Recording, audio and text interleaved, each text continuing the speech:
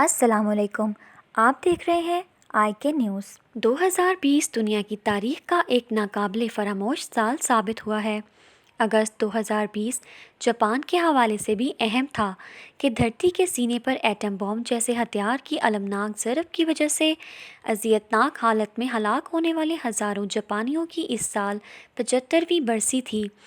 اسی سال امریکہ کی تاریخ کے متنازع صدارتی انتخابات ہوئے۔ اسی سال دنیا طویل عرصے بعد وبائی بیماری کی زد میں آئی ہے۔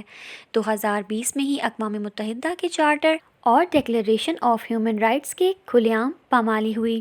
امریکا صدر ڈونلڈ ٹرمپ نے عالمی سیاسی، خارجی آداب اور اقدار کی دھجیاں اڑا دیں اور امریکہ سمیت پوری دنیا میں طاقت ڈھونس دھمکی اور ناانصافی کی حد پار کر دی تھی۔ اسرائیل میں امریکہ نے اپنا سفارت خانہ تل ابیب سے یروشلم منتقل کر کے دنیا پر واضح کر دیا کہ وہ اسرائیل کی جانب سے عرب مقبوضہ علاقوں میں اسرائیلی موقف کا حامی ہے۔ اسی طرح بھارت امریکہ کے تعلقات تیزی سے بڑھے ہیں اور امریکہ اور بھارت کے درمیان دفاع کے شعبے میں معاہدے ہوئے ہیں۔ کشمیر پر بھارتی مظالم کی انتہا ہو گئی ہے۔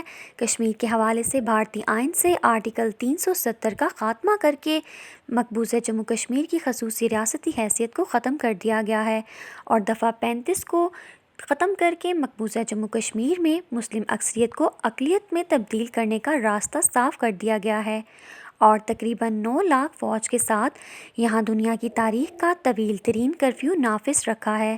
صدر ڈونلڈ ٹرمپ کے وائٹ ہاؤس سے رخصت ہونے سے قبل عرب دنیا میں بحرین، مراکش اور عرب امارات نے اسرائیل کو تسلیم کر لیا ہے، جبکہ باقی عرب دنیا خصوصاً خلیج تعاون کونسل کے رکن ممالک سے اسرائیل تعلقات سامنے آ گئے ہیں۔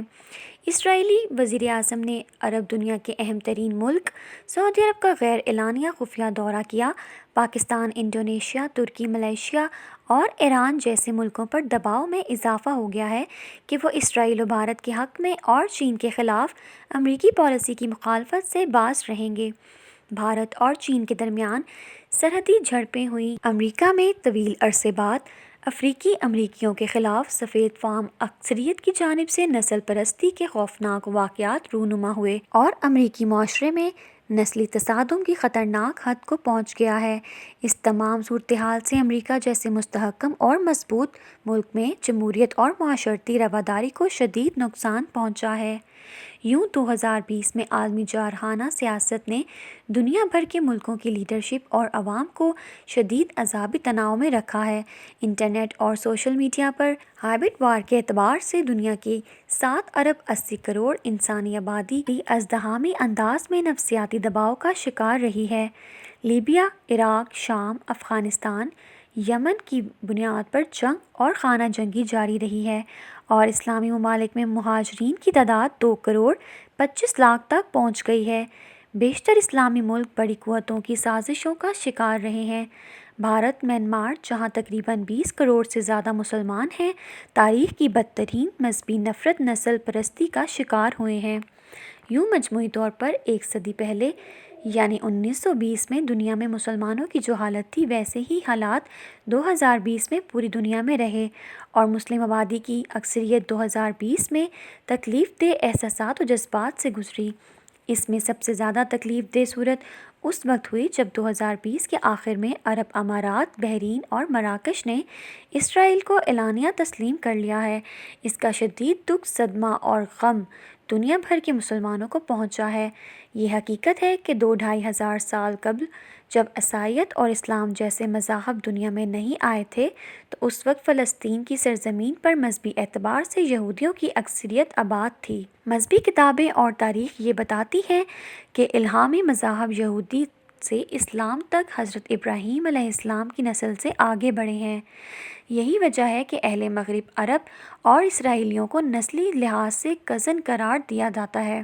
اب یہاں تک تعلق اسرائیل کی آبادی میں مسلم آبادی کے تناسب کا ہے تو یہ تناسب مستقل کم ہوتا جا رہا ہے۔ کیونکہ اسرائیل کے قیام کے بعد سے سالانہ بڑی تعداد یہودی اسرائیل منتقل ہو رہے ہیں، اور دوسری جانب 1948 سے لاکھوں کی تعداد میں فلسطینی مسلمان اسرائیل کی سرزمین سے نکال دیے گئے ہیں، جو اب مہاجرین کی صورت میں لبنان، مصر، اردن اور دیگر ملکوں میں آباد ہیں۔ اس لیے اسرائیل میں مسلم آبادی کا تناسب مسلسل کم ہوتا جا رہا ہے۔ عرب دنیا کی آبادی، سیاست اور معاشرے میں اس تبدیلی کی ابتدا 1914 میں پہلی جنگ عظیم سے ذرا پہلے شروع ہوئی تھی، جب ایک خاص منصوبے کے تحت برطانیہ نے فرانس اور دیگر مغربی ممالک کی حمایت حاصل کرتے ہوئے عالمی تنظیم کے ساتھ یہ طے کر لیا کہ صدیوں سے دنیا کے مختلف ملکوں میں بکھری ہوئی یہودی آبادی کو فلسطین میں لا کر آباد کیا جائے گا، اور اس منصوبے پر عمل درآمد دوسری جنگ عظیم کے فوراً بعد ہوا، اور اب 2020 میں امریکی صدر ڈونلڈ ٹرمپ کی صدارت کے آخری سال اسرائیل کی بالادستی پوری عرب دنیا میں تکمیل پا گئی ہے، اور جن ملکوں نے اس بالادستی کو قبول نہیں کیا ان پر بھی اقتصادی، مالی، معاشی اور سیاسی دباؤ جاری ہے، اور اس کا شدید ترین دباؤ اس وقت پاکستان پر بھی ہے۔ ابراہیم معاہدہ 13 اگست میں اسرائیل اور متحدہ عرب امارات کے درمیان ہوا ہے، جس میں ثالث کا کردار سابق امریکی صدر ڈونلڈ ٹرمپ نے ادا کیا ہے، اور ان کی نگرانی میں معاہدہ تحریری شکل میں آیا، اس پر دستخط ہوئے تھے۔ یوں عرب دنیا میں مصر اور اردن کے ساتھ ساتھ متحدہ عرب امارات نے بھی اسرائیل کو تسلیم کر لیا۔ اس میں یہ ڈیل ہوئی کہ اسرائیل وادی اردن میں اپنے توسیعی منصوبے معطل کر دے گا۔ برطانیہ میں فلسطینی سفیر حسام نے اسے رد کیا، جبکہ فلسطینی سیاسی رہنما نے ابراہیم معاہدے کی مذمت کی۔ اس کے چند روز بعد بحرین نے پھر مراکش نے بھی اسرائیل کو تسلیم کر لیا۔ متحدہ عرب امارات میں اسرائیلی انٹرنیشنل ٹیلی فون کوڈ 972 کے تحت ٹیلی فون سروس شروع ہو گئی، جبکہ اسرائیلی فضائیہ سروس کی پہلی پرواز 31 اگست 2020 کو متحدہ عرب امارات پہنچی۔ امریکہ کے نئے صدر جو بائیڈن کے حلف اٹھانے کے 4 دن بعد 24 جنوری 2021 کو اسرائیل نے متحدہ عرب امارات کے دارالحکومت ابوظہبی میں اپنا سفارت خانہ کھول دیا۔ 29 جنوری 2021 کو متحدہ عرب امارات نے عرب ممالک کے مشترکہ موقف سے انحراف کرتے ہوئے قوانین میں یہ تبدیلی کر دی کہ متحدہ عرب امارات میں غیر ملکی سرمایہ کاروں اور اہم ماہرین کو شہریت دی جا سکے گی، اور ان کو مقامی عربوں کی طرح کے حقوق حاصل ہوں گے۔ واضح رہے کہ اس سے پہلے بحرین، کویت، قطر، سعودی عرب اور متحدہ عرب امارات میں کسی بھی دوسرے ملک کے شہری کو نیشنلٹی نہیں دی جاتی تھی۔ اگر آپ کو ہماری یہ ویڈیو پسند آئی ہے تو اسے لائک کریں، اور اگر آپ ہمارے چینل پہ ابھی نئے ہیں تو چینل کو سبسکرائب کریں۔